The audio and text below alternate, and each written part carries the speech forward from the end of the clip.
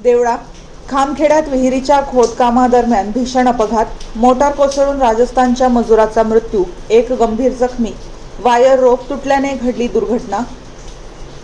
देवळा प्रतिनिधी।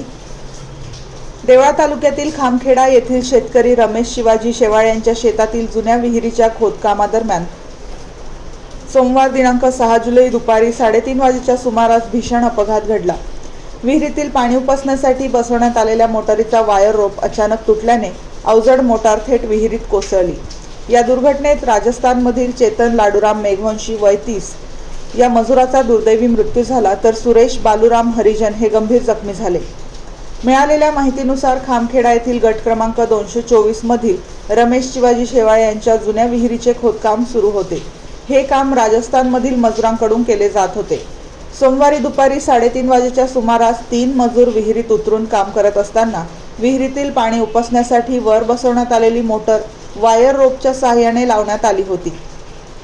मात्र अचानक वायर रोप तुटल्याने मोटर थेट विहिरीत कोसळून खाली काम करणाऱ्या मजुरांच्या अंगावर पडली। या घटनेने घटनास्थळी एकच गोंधळ उडाला। या अपघातात चेतन लाडूराम मेघवंशी राहणार देवीपुरा, तालुका मसुदा, जिल्हा ब्यावर, राजस्थान यांच्या डोक्यावर मोटर पडल्याने त्यांना गंभीर दुखापत झाली। त्यांना तातडीने ग्रामीण रुग्णालय देवळा येथे उपचारासाठी दाखल करण्यात आले। मात्र वैद्यकीय अधिकाऱ्यांनी तपासणीअंती त्यांना मृत घोषित केले। या दुर्घटनेत सुरेश बालूराम हरिजन हे गंभीर जखमी झाले असून त्यांना प्रथम उपजिल्हा रुग्णालय कळवण येथे उपचारासाठी दाखल करण्यात आले। त्यांना पुढील उपचारासाठी हलवण्यात आले आहे। दरम्यान मयत चेतन लाडूराम मेघवंशी यांच्या मृतदेहाचे देवळा ग्रामीण रुग्णालयात रात्री उशिरापर्यंत शवविच्छेदन करण्यात आले।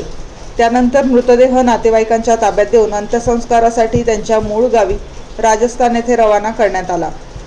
या प्रकरणी रमेश शिवाजी शेवाळे वय 57 व्यवसाय शेती राहणार खामखेडा यांनी दिलेल्या फिर्यादीवरून देवळा पोलीस ठाण्यात अकस्मात मृत्यू रजिस्टर क्रमांक 39/2026 नुसार भारतीय नागरिक सुरक्षा संहिता 194 अंतर्गत नोंद करण्यात आली आहे।